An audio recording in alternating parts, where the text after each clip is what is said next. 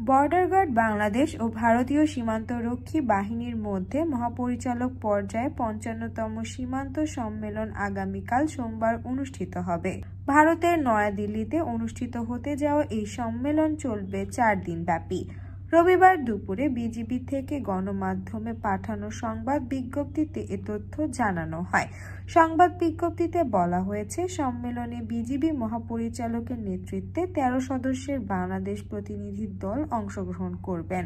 বাংলাদেশি প্রতিনিধি দলের বিজিবির ঊর্ধ্বতন কর্মকর্তাবৃন্দ ছাড়াও মাননীয় প্রধান উপদেষ্টার কার্যালয়, স্বরাষ্ট্র মন্ত্রণালয়, পররাষ্ট্র মন্ত্রণালয়, ভূমি জরিপ অধিদপ্তর এবং যৌথ নদী কমিশনের সংশ্লিষ্ট কর্মকর্তাগণ প্রতিনিধিত্ব করবেন। অপরদিকে বিএসএফ মহাপরিচালকের নেতৃত্বে ১৩ সদস্যের ভারতীয় প্রতিনিধি দল অংশগ্রহণ করবেন। অন্যদিকে ভারতীয় প্রতিনিধি দল বিএসএফ এর ঊর্ধ্বতন কর্মকর্তাবৃন্দ ছাড়াও ভারতীয় কেন্দ্রীয় স্বরাষ্ট্র ও পররাষ্ট্র মন্ত্রণালয়ের সংশ্লিষ্ট কর্মকর্তাগণ প্রতিনিধিত্ব করবেন।